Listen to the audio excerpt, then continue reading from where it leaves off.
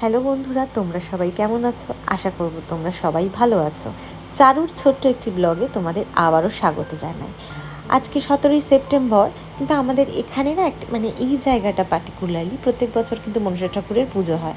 আমরা কিন্তু আমরা বলতে আমি জানি দুটো মনসা পুজো, একটা হচ্ছে শ্রাবণ মাস আর একটা হচ্ছে পৌষ সংক্রান্তিতে। তো যাই হোক, এখন আর কি যাচ্ছি চন্দননগরের বাড়িতে, কারণ আজকে বিশ্বকর্মা পুজো, তো এখানেও বিশ্বকর্মা পুজো আছে। তো সবাই ওখানেই খাওয়া দাওয়া বেসিক্যালি হবে। তারপরে আজকে একটা খুব গুরুত্বপূর্ণ দিন, সেটা হচ্ছে আমার মোমোর জন্মদিন, যেটা আমি কোনো বছর কোনো রকমভাবেই আমি মিস করি না। তো কদিন ধরে তো মোমোর সাথে একটু মনোমালিন্য চলছিল, মোমো রেগে যাচ্ছিল যেহেতু গুবলু ছিল তার জন্য। তো যাই হোক, আজকে পুরোপুরি সময়টা ওকে দেব। পুজো তো এখানে আরম্ভ হয়ে গেছে, এবার আমি গুবলুকে এখানে রেখে একটুখানি এখন আমি যাব কেক আনতে। আর দেখো, গুবলু এখানে চুপচাপ বসে আছে, ও জানে যে এখন আমি যাব। তো আজকে একদম বেশি কিছু জ্বালাইনি, একদম চেঁচামেচি কিচ্ছু করেনি। এখন আমি চলে গেলাম কেক আনতে। কেক নিয়ে একটু চা খেয়ে তারপরে বাড়ি ফিরবো। আজকে না এই নিয়ে দুটো মিয়ামরে ঘুরেছি, কেক পাচ্ছিলাম না। ম্যাক্সিমাম দোকানেই কেক নাকি শেষ, আর মিয়ামর ছাড়া না কেকটা ঠিক খেয়ে ভালো লাগে না। এবার যাই হোক, মোমোর জন্য এখন কেক নিয়ে নিলাম। এখন যাব হচ্ছে আমরা একটু চা খেতে, যেটা বলেছিলাম, কারণ কৌস্তবের সাথে অনেক দিন হয়ে গেছে যে একদমই বেরোই না। যেন মনে হচ্ছে না যে খোলা আকাশের নিচে কেউ আমাকে ছেড়ে দিয়েছে। এত দিন বাদে আমি স্কুটি করে বেরোচ্ছি। গুবলু আসার পর তো খুব কমই যাওয়া হয়েছে, যাওয়া হয়নি বলতে গেলেই হয়। আর এই যে চলে এসছে, এরা হচ্ছে আমার সাঙ্গপাঙ্গ। আর এই যে দেখতে পাচ্ছ ব্ল্যাক কালারের যে লেজটা টিংটিং করে নাড়াচ্ছে, এই হচ্ছে ইনোসেন্ট। একে হয়তো তোমাদের সঙ্গে আমি আগে পরিচয় করিয়েছি। এ এত ভালো চেনে না যে দূর থেকেও যদি ইনোসেন্ট বলে ডাকি তাহলে ঠিক চলে আসে। আর এই যে এক হচ্ছে ইনোসেন্ট, আর এরা হচ্ছে সাঙ্গপাঙ্গ। এখন এদেরকে আমি বিস্কুট খাওয়াবো, খাওয়ানোর পর তারপরে চলে যাব আমার গুবলুর কাছে। গুবলুর সঙ্গে কিছুক্ষণ থেকে তারপরে আমি ওখান থেকে ডিরেক্ট চলে যাব মোমোর কাছে। আর দেখো, এদের মুখগুলো আমার এত ভালো লাগে, আমি কি বলবো। এতদিন বাদে আমি যখন এখানে আসি না, তবুও যে ওরা কীভাবে চিনতে পারে আমি না সেটাই বুঝি না। আর সত্যি বলতে এদের মুখগুলো এত মিষ্টি, এত মিষ্টি যে কিছু বলার নেই। দেখো, আমার না ভীষণ ভালো লাগে। শুধু এরা সাঙ্গপাঙ্গ নয়, আমার আরও সাঙ্গপাঙ্গ আছে। আর একজনকে আমি দেখাবো যদি আমি বাড়িতে গিয়ে তার দেখা পাই, কারণ আমাদের যে মানুষ ছিল সে চলে যাওয়ার পর তার দেখা খুব একটা পাওয়া যায় না। যদি আমার ভাগ্যটা ভালো থাকে তাহলে হয়তো আজকে আমি তার দেখা পেতে পারি আর তোমাদের সঙ্গেও দেখা করাতে পারি। সে হলো মানুর বয়ফ্রেন্ড। এই যে মানুর বয়ফ্রেন্ড চলে এসেছে, শুধু মুখটা দেখো, এই খুব রেগে গেছে, মুখের ওপর আলো দেওয়া হয়েছে। আর এই যে আমার গুবলু পাপা চলে এসেছে, আর দেখতেই পাচ্ছ চেঁচাচ্ছে, এই যে শুচ্ছে, কিছুতেই শান্ত থাকবেই না। কোথায় গেছিলে? আমি যাব, আমাকে ছেড়ে তোমরা কেউ যাবে না, এই যে শুরু করে দিয়েছে। বুঝতে পেরেছে যে এবার আমি ওকে অনেকক্ষণের জন্যই ছেড়ে এখানে যাব আর কি। তো যাই হোক, বেরিয়ে পড়েছি। ওখান থেকে তো মোমো বারবার করে ফোন করছে, কখন আসবে কখন আসবে, মাথা পুরো খারাপ করে দিয়েছে।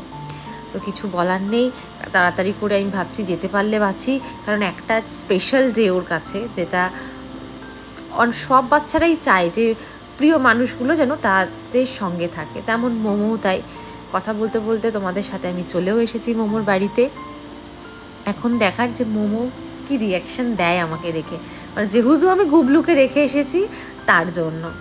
এই যে দেখো, বাবা যা করেছে, আমি তোমাদেরকে কি বলবো, যা করেছে আমার সাথে। আমি শুধু ভাবছি যে আমি ওর থেকে বড়, না আমি ওর সমবয়সী, না আমি ওর বন্ধু। বলতে গেলে আমি ওর বন্ধুই, ও আমাকে সেরকমভাবেই ট্রিট করে আর কি। আর এই যে ওর বার্থডের প্রথম কেক কাটা, যেটা ওর জন্য স্পেশালি ছোটো মা পাঠিয়েছে। এখন আমার মোমোর বয়স হয়েছে 9 বছর পূর্ণ হলো।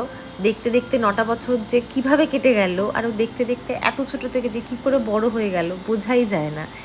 এই যে মোমো, আর পাশে যে বসে আছে সে হচ্ছে মোমোর এক ভাই বলতে পারো। ও তো প্রচণ্ড মজা পেয়েছে, না এটা করো ওটা করো, লাইটটা অফ করো, এই লাইট জ্বালাও, ও যে কী করবে সেটাই বুঝে পাচ্ছিল না।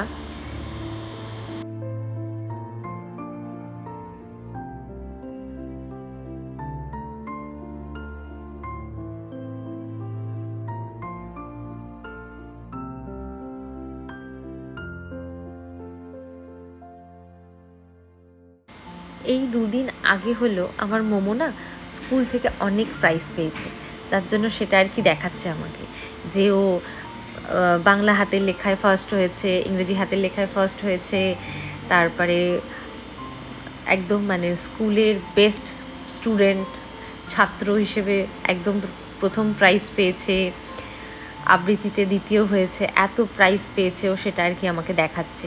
সত্যি এত ভালো লাগে না, দেখতে দেখতে এতটা বড় হয়ে গেল। আর এই যে চলে এসেছে ওর বন্ধু, মানে বলতে গেলে বলছিল তো যে ওর নাকি বেস্ট ফ্রেন্ড। আর সত্যি এরাও এত এত ভালো এত ভালো যে বলারই বাইরে, জানো তো। যে দুজনকে দেখলে এরা হচ্ছে 2 ভাই, যে ব্ল্যাক কালারের জামা পরে রয়েছে সে হচ্ছে বড় আর এ হচ্ছে ছোট, দুজনেই ভীষণ ভালো। আর এদেরকে দেখে তো আমিও বাচ্চা হয়ে গেছি মনে হচ্ছে।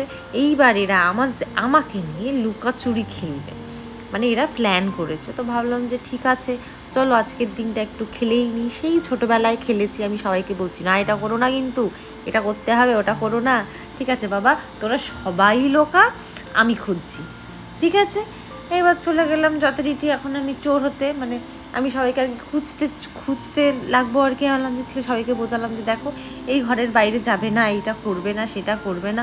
উফ বাবা, এদেরকে বোঝাতে বোঝাতে তো আমারই মাথা খারাপ হয়ে যাবে। এখনকার বাচ্চারা যে কিছু বলার নেই, তারা একটু বেশিই বোঝে, না এত বুঝে যায় যে আমি নিজেকেও বোঝাতে পারি না যে আমি কি ওদেরকে বোঝাচ্ছিলাম।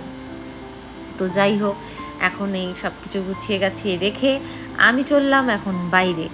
এখন এরা হচ্ছে লোকাবে। ফাইনালি আমি বাইরে চলে গেলাম। এবার আমি বললাম এবার আমি কিন্তু 1 থেকে 10 গুনবো, তার মধ্যে তোরা কিন্তু লুকিয়ে পড়বি। আর দেখো এরা ভেতরে কি করেছে, যেটা তো আমি জানতেও পারিনি। দেখো মোমো এত বোকা, আমার মোমো না দেখো ওইখানেই দাঁড়িয়ে রয়েছে, ভেবেছে হয়তো আমি ওকে খুঁজেই পাবো না।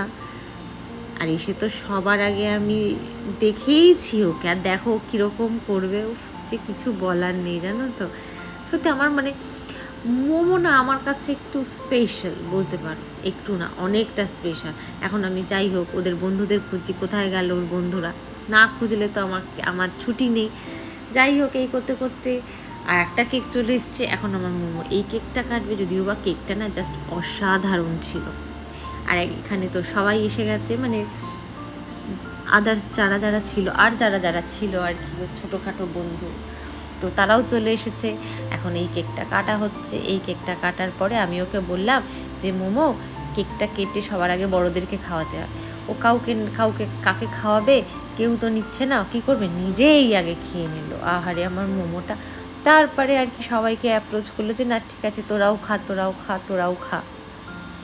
কিছু না পেরে তো তারপরে লাস্ট ডিসাইড হলো বন্ধুদেরকে খাওয়ানো থেকে শুরু করুক। ঠিক আছে, বন্ধুরা সবাই ছোট বাচ্চা, সবাইকে খাওয়ানোর পর তো নিজেই খেতে ব্যস্ত, আর কাকে খাওয়াবে, যে কিছু বলারই নেই আমার এখানে।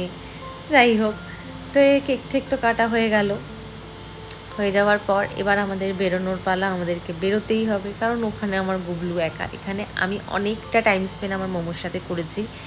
তো আজকে ও কিন্তু অনেক খুশি যে ওর সঙ্গে এতক্ষণ টাইম স্পেন্ড করেছি। গুবলু ছিল না, ও আরও খুশি যে গুবলু ছিল না, মেনলি খুশি গুবলু ছিল না। আজকে যেটুকানি টাইম ছিল সেটুকানি ওর জন্য ছিল। যাই হোক, এই করতে করতে আমি তো এখানে বাড়িতে চলে এসেছি। এইবার শুধু দেখার অপেক্ষা যে গুবলুর রিয়াকশানটা কী ছিল আমাকে দেখে, কারণ ও কিন্তু মোমোর গন্ধ খুব ভালো করে চেনে, ভীষণ ভালো করে মোমোর গন্ধ চেনে। আর দেখো এসে থেকে কী করেছে আমার সাথে, মানে আজকে সাংঘাতিক করেছে আমার সাথে। ও কিন্তু আর কামড়াচ্ছে না, আগে যে একটা কামড়ানোর টেন্ডেন্সি ছিল সেটা কিন্তু কামড়াচ্ছে না, কিন্তু আজকে কিন্তু সাংঘাতিক করেছে আজকে আমার সাথে, যেটা কিছু বলারই নেই আমার। অনেক রাত হয়ে গেছে, তাই জন্য তাড়াতাড়ি করে বেরিয়ে পড়লাম, কারণ রাস্তা পুরো ফাঁকা। এরপরে নানান ধরনের প্রবলেম হতে পারে রাস্তায়, তার জন্য তাড়াতাড়ি করে বেরিয়ে গেলাম গুবলুকে নিয়ে। গিয়ে তারপরে আর কি ওকে ছেড়ে দেবো, কারণ এই বাড়িতে থাকলেও একটুখানি আর কি বাধাই থাকে, কারণ ওখানে লালি আর কালি রয়েছে। তারপরে বাবাই ছোটো মাও এতটা ওকে জাস্ট আর কি বাড়ি হতে পারে না। এখন একটু ফ্রেশ হয়ে খেয়ে নেবো আর কি। এই বাড়ি থেকে কিছু খাইনি, কারণ অনেকটা লেট হয়ে গেছে, আর গুবলু একা ছিল ওই বাড়িতে, ওই জন্য আর কিছু খাওয়া হয়নি। আমি নিয়ে চলে এসেছি, ফ্রেশ হয়ে তারপরে খাবো।